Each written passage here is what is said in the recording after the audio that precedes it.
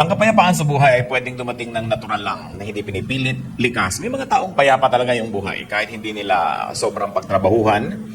But peace can also be designed. It can also be made and attracted. In fact, a peaceful life can be kept if one knew how. Sabi sa Romans 14:19, let us therefore make every effort to do what leads to peace. Pagsikapan kung ano ang mag-uuwi at magdadala ng kapayapaan. Kaya ang ating pag-aaral, how to have peace in life. Heavenly Father, we thank you for this gathering. Bless everyone here. At nawa, Panginoon, yung inyo pong pagpapala ay matanggap namin, mabaon namin at maipamahagi pa namin sa iba. Hinihiling namin kayo maging tunay na tagapagsalita. Daluyan nyo nawa ng pagpapala nyo ang inyong lingkod tungo sa iyong mga anak.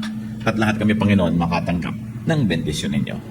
We want to glorify your name. We ask you to be the speaker. Protect us from lies and falsehood.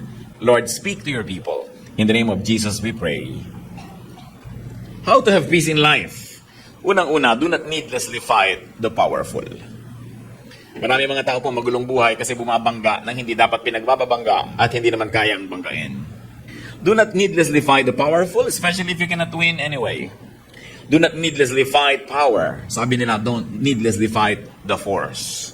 Ecclesiastes 10:20, do not revile the king even in your thoughts, or curse the rich in your bedroom.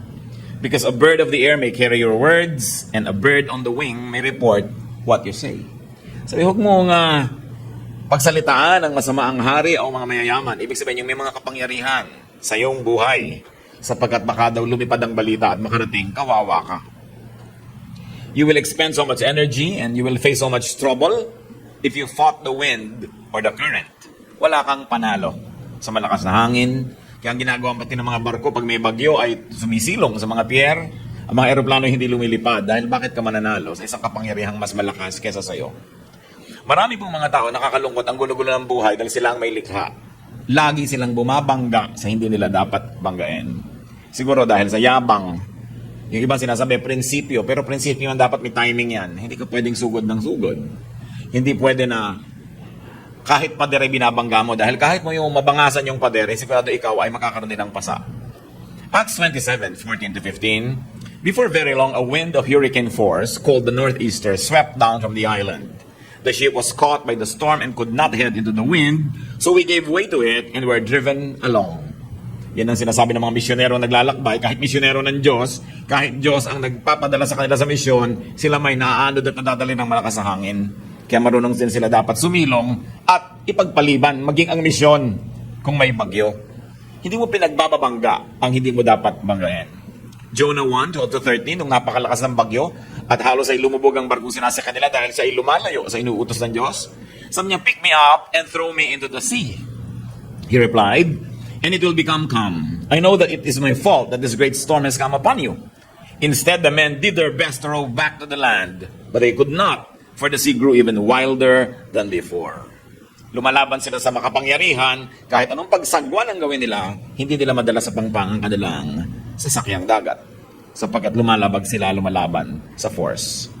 Able captains and able sailors use, not fight, the wind.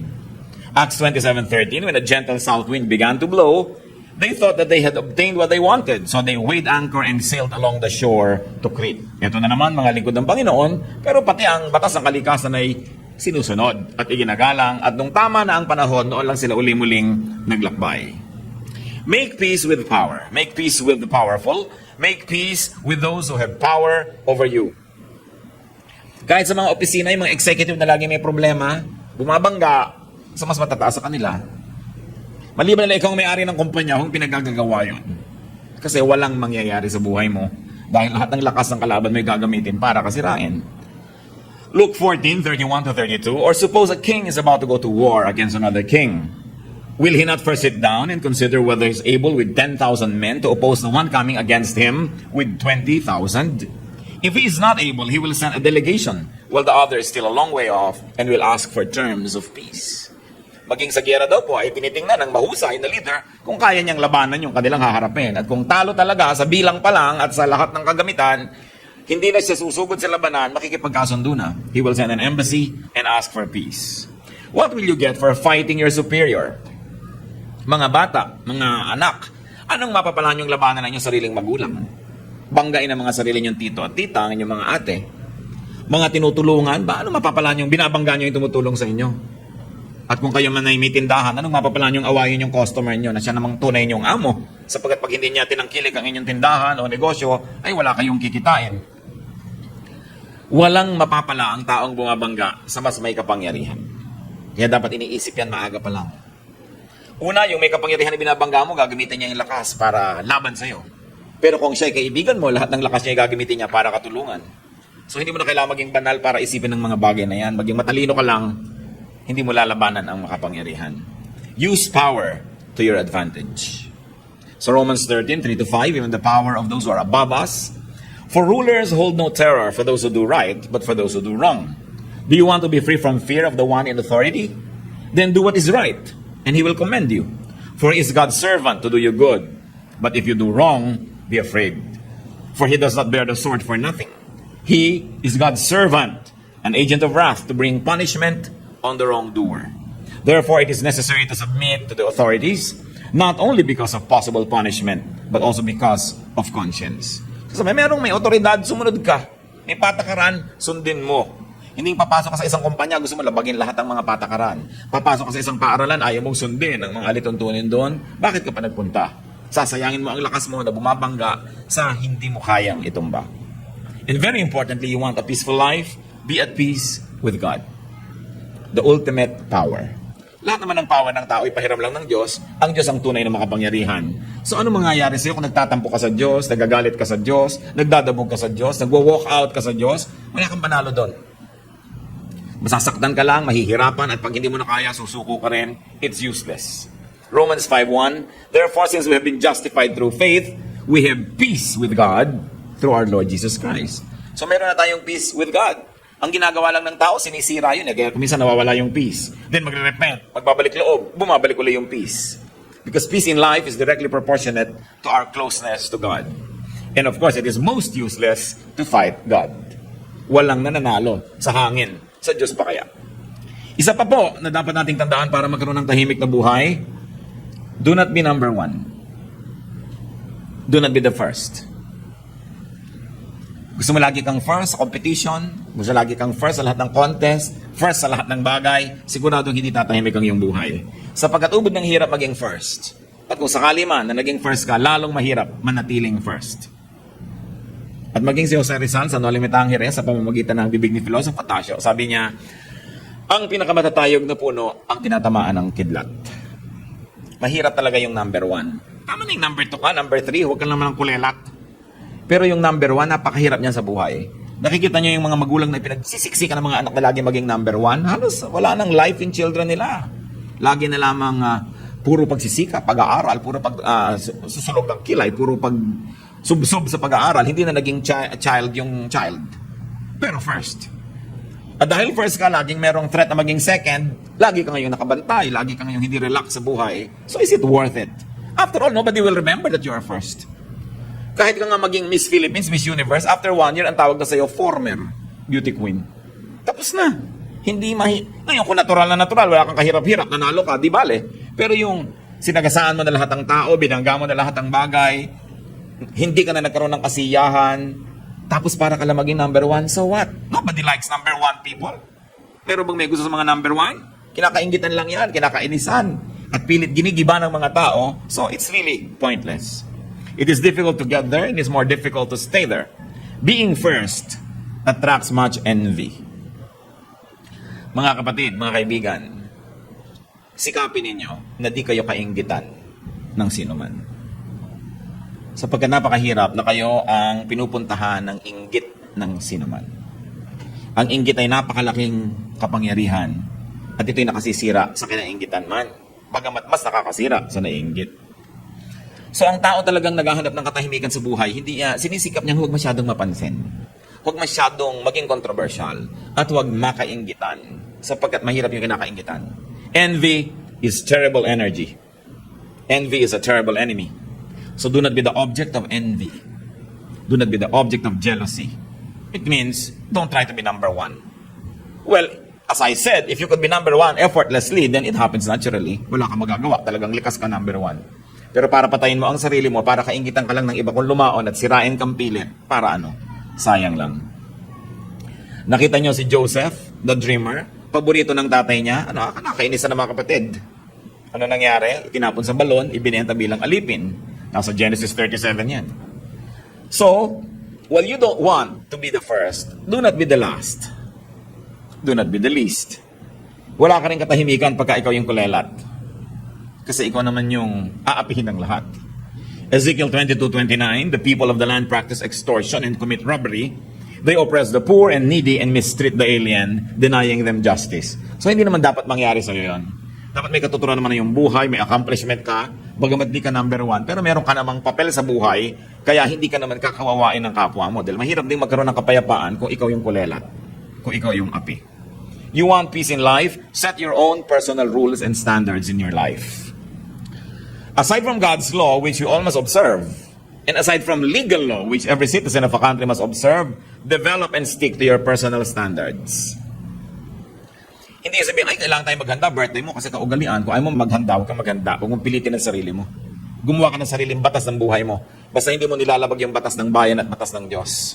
Huwag mo sinusunod yung mga batas ng mga tao kung ito hindi hiyang sa'yo, hindi likas at hindi bagay. Kailangan magkaroon ka ng lakas ng loob na gumawa ng sarili mong pamantayan, kung ano ang mabuti, kung anong marapat at kung paano ka mamumuhay. Hindi mo pinipilit na makipaghabulan sa iba, makipag-contest, hindi mo pinipilit na makipagpataasan, hayaan mo silang mapagod, pero meron kang sariling speed. Para rin yan ng kotse, naglalakbay kayo, may nauuna, ang bilis-bilis, hirap na hirap ka maghabol. Subukan yung huwag kayong maghabol, hihintayin din kayo nun. So bakit mo papahirapan ang iyong buhay? Kita nyo yung mga nagtatago na walang naghahanap, lumalabas din mag-isa. Mainit yun. Ang hirap-hirap magtago, walang gumahanap sa'yo. So kung hindi siya mahanap, huwag nyo hanapin. Bakit ninyo papahirapan ninyo sa sarili? Tatandaan nyo, ang gusto ko lang na bigyan ng diin, igalang lang natin, batas ng Diyos, batas ng bayan. Yung ibang batas ng buhay nyo, bahala kayo doon. Sa loob ng bahay nyo, kung gusto nyo 3 butil ng bawang ang ginisa, 3. Kung sabi ng biyan nyo, 5. Kung wala siya, hindi kayo nakikita na sa bahay niya, gawin yung 3. Pero nakikita na kayo, gawin yung 5. Ha? Siyempre, kung sining may bahay, siya na doon. So, kailangan, meron kang batas sa buhay mo, hindi yung si ganun, si ganyan, si ganyan. Naghahabol ka tuloy. Have your own personal world where you are comfortable, where you are the ruler, where you are full. Do not play catch up. Yung pinipilit lamang makahabol sa iba, lagi na lang yan pagod. Sabi ni Solomon sa Ecclesiastes 4:4, and I saw that all labor and all achievements spring from man's envy of his neighbor. This too is meaningless, a chasing after the wind. Marami na tao nagsisikap lang, hindi naman dahil talagang gusto nila yung pinagsisikapan nila eh. Nakikipag-contest lang kasi sa kapitbahay. So nagpapalakihan ng bahay na ipinapagawa, kaya walang tigil ng kahihingi doon sa OFW na kamag-anak.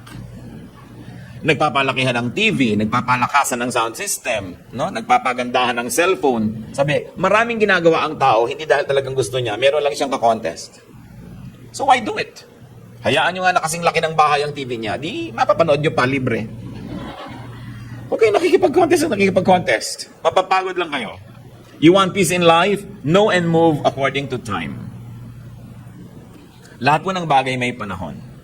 Kawayan man, pag hindi mo tinataga sa panahon, may bukbok lagi yung kawayan. Kahit yung furniture na gagawa sa kawayan, pag hindi tinaga ng mga times of December yan, January, may bukbok lagi. Kasi wala sa panahon ng pagputol.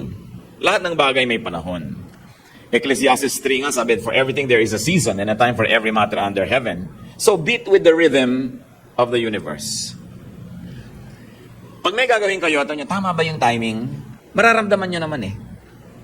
Hindi para kang bata na pinangakuan ka na bukas pupunta kayo, kakain kayo sa fast food. At kahit bukas may sumabog na bomba, may nalaglag na eroplano, nag-brown out, nagkaroon ng coup, nagkaroon ng revolusyon, ipagpipilit mo pa rin, kakain tayo, sabi mo. Naiba na yung time, hindi bagay yung time, no? So dapat mahalaga ang tayo nakikinig sa oras. May oras ang ginagawa ng tao. May oras kung kailan ka magsisikap, may oras na nagpapahinga ka, mayroong oras na nagbibigay ka na lang, di ka na lang kumikibo, may oras naman na iginigiit mo rin yung gusto mo. Ang taong hindi marunong mag-timing ng ginagawa niya, ang gulo ng bunga, ang gulo ng buhay. Kung makikinig kayo sa Espiritu ng Diyos, makikinig lang kayo sa inyong kalooban, malalaman nyo yung tamang timing. At ano yung pamantayan dyan? Madali, maluwag, maginhawa. Kahit sa biglang tingin, mahirap yung gagawin. Pag tama ang timing, nagiging madali. Tahimik na buhay, mga kapatid, be debt-free. Hindi ko lang alam kung posible pa sa napakaraming tao ngayon itong ganitong bagay. Pero ang payapang buhay kung wala kang utang. Mahirap yung may utang eh. Lalo may interes ang utang mo. Tuwing tumitiktak ang orasan, lumalaki ang yung utang. Matutulog ka ngayong gabi, 10,000 yung utang mo. Pagising mo bukas, 10,500 na yon. Paano ka hihimbing? Naliligo ka, kumakain, nagpapahinga, nagiging 10,100 na, nagiging 2,000 na. Hindi ka mapapahinga. Kaya mga kapatid, hindi ipinapangutang ang party. Hindi ipinapangutang yung mga debu-debu. Na kahit ang baba-baba ng kesa may chandelier, nagkakauntog-untog katuloy. Mga klaseng dramang bukid dyan. Mga dramang third world. Yung pinipilit kay laki-laking hagdan, ang liit naman ng bahay. Ang liit-liit ng sala, mga upuan, pagkaharian ng mga reyna ang mga upuan. This is not fitting. Kung minsan ang tao hindi namumuhay ng ayon sa kanyang kaya, nagkakautang-utang tuloy. Pinipilit magpaaral sa sobrang mamahal ng mga paaralan, hindi naman kaya, anong magagawa mo? Kakadautang-utang ka. Although, yung pagpapaaral naman is good investment. Hindi katulad ng mga party-party lang o mga handa-handaan lang. Romans 13:7-8, give everyone what you owe him. Let no debt remain outstanding. So kung nagkautang ka na, bayaran. At kung hindi pa kayang bayaran, pumunta ka sa pinagkakautangan, tanggapin mong may utang ka at sabihin mong magbabayad din ako. Balang araw. So, mahirap yung may utang ka, tapos andyan yung pinagkakautangan mo, tapos nagpapanggap kang nalimutan mo yung utang mo, hindi ka mapakali at siya din hirap na hirap. Hindi ka magkakaroon ng katahimikan. Kaya, una, iwasan magkautang at kung meron na sikapang babayaran yan. Kung hindi pa po kayang bayaran, lagi lamang i-acknowledge. Kasi kung minsan naman, yung pinagkakautangan natin, yun lang ang gusto madinig na hindi mo tatakbuhan, na hindi mo nalilimutan. Kasi kung minsan pinaparusahan natin yung tumulong sa atin eh. Pinautang ka nung nangangailangan ka at nung oras na magbayad, siya ngayon itong nakikiramdam, nalimutan kaya. This is not how you deal with people who help you. Huh? Hindi ka magkakaroon ng kapayapaan. At mga kapatid, isa pa ito, very biblical, don't be a guarantor. Yung mangungutang siya, ikaw magagaranti. Pag tumakbo siya, ikaw nga habulin. Paano ka matatahimik noon? Sasabihin nyo, kasi masisira ang pagkakaibigan namin pag hindi ako nag-guarantee. Pagka tumakbo na rin yan at hindi niya binayaran, masisira na rin yung pagkakaibigan nyo. May bayarin ka pa. Di sirain mo na maaga. Wala ka pang utang. Dahil ang dami na magkaibigan nagkasira dahil dyan. 99% magkakasira kayo. Ngayon, kung ayaw nyo kong pakinggan, siguro naman makikinig kayo sa salita ng Diyos. Proverbs 6:1-5. My son, if you have put up security for your neighbor, if you have struck hands in pledge for another, if you have been trapped by what you said and snared by the words of your mouth, then do this, my son, to free yourself. Since you have fallen into your neighbor's hands, go and humble yourself, press your plea with your neighbor. Allow no sleep to your eyes, no slumber to your eyelids. Free yourself like a gazelle from the hand of the hunter, like a bird from the snare of the fowler. Napakalinaw. Sabi ko, ikaw ay nangako, nag-pledge ka, you strike your hand in pledge, nag-guarantee ka sa utang ng may utang. Nako, natrap ka. Huwag ka magpahinga. Huwag kang tumigil hanggang hindi mo nababawi ang pledge. So pumunta ka na doon sa ginarantihan mo at doon sa ipinag-guarantee mo, sabihin mong binabawi mo na. Sabi, parang usa na nahuli ng isang hunter, anong gagawin niyan? Gagawin ng lahat, magpipimiglas para makawala. Yun ang gawin mo. Sabi dahil yun ang kalagayan mo ngayon na ikaw ay garantor, huling-huli ka, wala kang kawala. Pakawalan mo ang iyong sarili. So kung kayo garantor na, sikapin yung makawala at kung hindi pa, huwag kayong mag-guarantee. Sabihin nyo, sabi ng Diyos, Proverbs 6:1-5. At marami pa sa Bible, napakarami na huwag kayong nag-guarantee. Kasi alam niyo yung pag-guarantee, trabaho lang yan ng Diyos. Diyos ba kayo? Nakakatiyak ba kayo makakabayad siya? At kung hindi siya makabayad, alam niyo ba na sa panahon na yun meron kayo ibabayad. Baka nung nag-guarantee kayo, meron. Next week, meron ba? Sabi, ang mga taong magiging tahimik ang buhay, hindi nakikialam sa ganyan mga transaction ng iba. Nananahimik ang buhay mo, hindi ka nga nangungutang, kakalad ka rin ka ng iba sa gulo dahil sila tong nangungutang. Bakit mo gagawin yan sa buhay mo? At kung hindi ka na nila kaibigan dahil hindi mo ginawa yun, hindi mo sila tunay na kaibigan, so huwag mo nalang i-maintain yung friendship na yan. It's useless. Proverbs 11:15, he who puts up security for another will surely suffer. But whoever refuses to strike hands in pledge is safe. Yung strike hands in pledge, tradition nila yan. Kung ano man yung gesture of striking hands, ibig sabihin, pag ginawa niya yon, guarantor na siya. You want a peaceful life? Do not be quarrelsome. Dapat di ka palaway. Proverbs 17:19, he who loves a quarrel loves sin. He who builds a high gate invites destruction. So huwag ka mag-invite ng negative attention, and very especially, do not be quarrelsome. Pinapalampas mo na lang yung mga gusto mong away. Hindi ibig sabihin na hindi ka na lalaki o hindi ka na tunay na babae dahil hindi mo pinatulan, sapagkat maraming hindi pinapatulan ng tao kung gagawin niyang tahimik ang kanyang buhay. Pero kung magulo ka, lahat na lang nang nakatingin sa'yo. Ba't ka nakatingin? Gusto mong away? Ganyan. Talagang mapapaaway ka lagi. Dapat tahimik. At lagi kong pinapag-alalahanan ng mga kababaihan, lalo't kasama nyo inyong asawa, kasama nyo inyong anak na lalaki, kasama nyo inyong tatay o tiyo, be very modest, especially sa mga kalsada. Kasi pag may biglang kumalabit sa inyo, pag may biglang dumakma sa inyo, ipapasubo nyo yung inyong menfolk na ipagtanggol ang inyong dangal at sa'yo mapatay pat masaksak ng iba dahil kembot kayo ng kembot sa kalsada. So kayo ngayon ang naging dahilan kung bakit namatay ang inyong kamag-anak. Ngayon, kung sakasakaling kasama nyo, may kumikindat sa inyo, huwag mo sing, Daddy, may kumikindat sa akin. Huwag ka na lang tumingin at yayain mo na yung kasama mo sa iba. Isusubo mo pa yung asawa mo sa gulo, tapos iiyak-iyak kapag namatay. So don't invite trouble. Live a peaceful life. Yung iba makatawa lang, hinihinging mabaril sila ng kapwa. Ang lakas tumawa. Kakanta ng mga karaokeing sabsakan ng sinantonado. Napapaaway, saksakan. Hindi ba ang daming namamatay sa ganyan? Mga uri ng pamumuhay na nang-a-attract ng gulo. Alam nyo, liban na lang kayo on duty, may trabaho kayo. Kung nasa labas pa kayo ng bahay after 10 p.m., ang totoo na naghahanap kayo ng gulo. Dahil wala na kayong makahanap na kapayapaan pagkalampas ng oras na yon.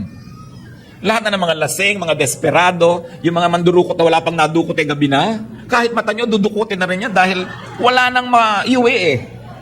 Napakalat-kalat pa kayo gabi na. Liba na lang duty nyo talaga, trabaho nyo, wala kayong magawa. Pero yung nakakalat ka dyan kung saan-saan, naghahanap ka ng gulo. Lalong-lalo halimbawa, ang mga asawang palaaway. Sabi sa Proverbs 21:19, better to live in the desert than with a quarrelsome and ill-tempered wife. Mabuti pa daw tumira ka na lang sa desierto kasi bungangera ang asawa mo. Bunganga ng bunganga. Ang tahitahimik, ba't di ka sumagot? Ba't di ka sumagot? Pag sumagot ka naman, aawayin ka lalo. No? Pero isa nabaril mo bigla, nakulong ka patuloy. Sabi, dapat tahimik ang buhay.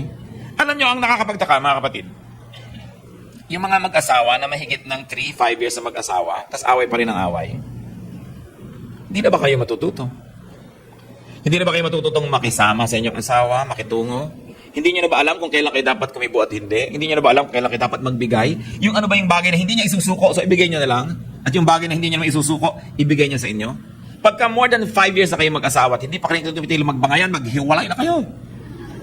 Wala kayong pag-asa.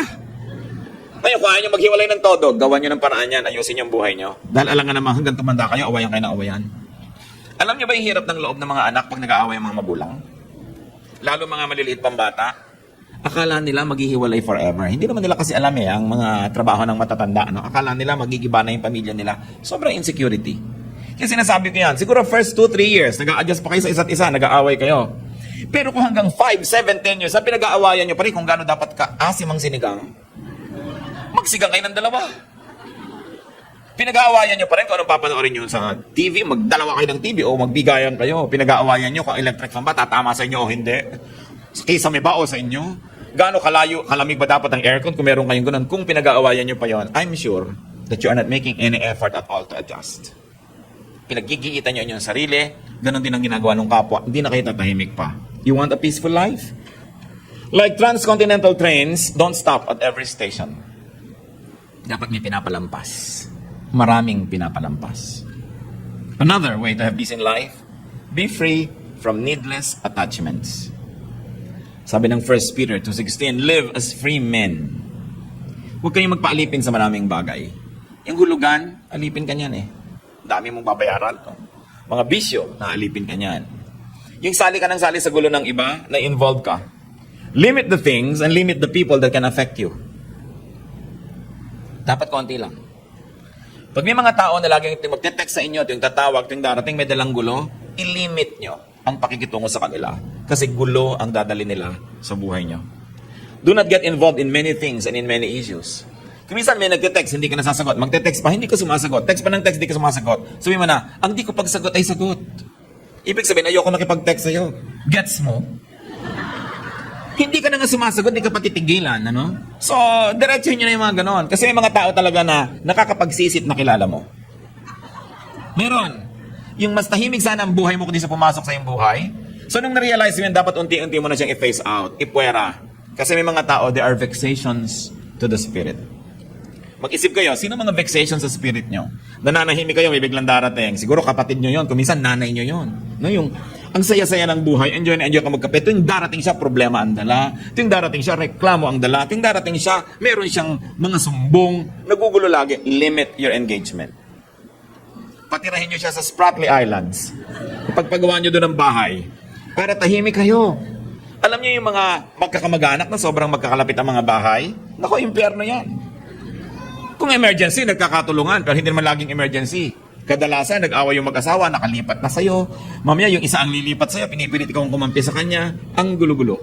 Alam niyo, mga kamag-anak should be near enough, but far enough. No? At kung mga magkakapatid, halimbawa, naisipin niyo magtumira kayo together in one compound, dapat may kanya-kanya kayong gate. Kung ayaw mo kausapin yung isa, dito sa kabila dumaan, di ka na obliga. Kasi ang hirap-hirap na ayaw mo makita yung mukha niya, pero dadaka sa harap ng bahay niya.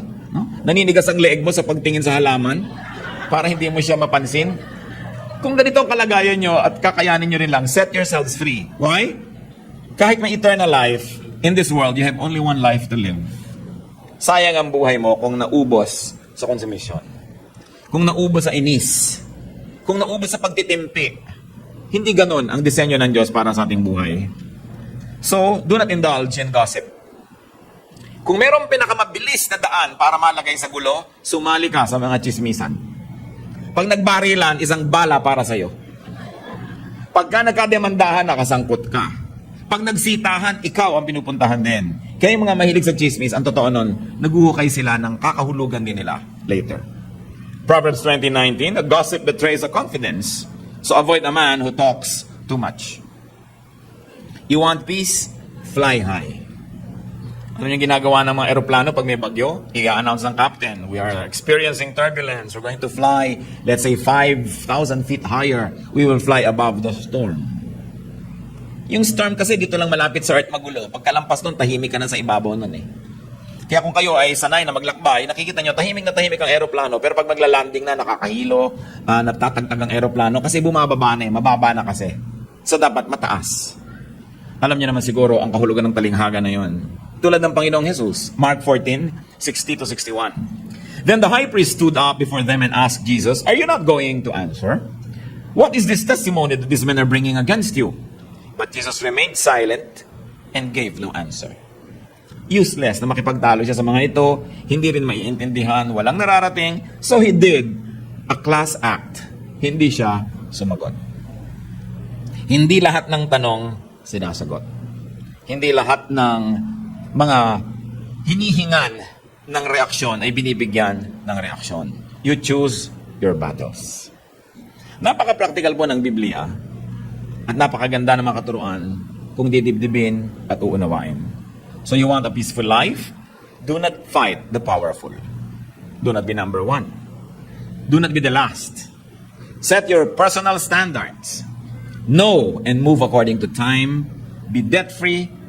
Do not be quarrelsome and be free from needless attachment. Obey that and you will be happy. And your people around you who love you, who you love, will also be happier. God bless everyone.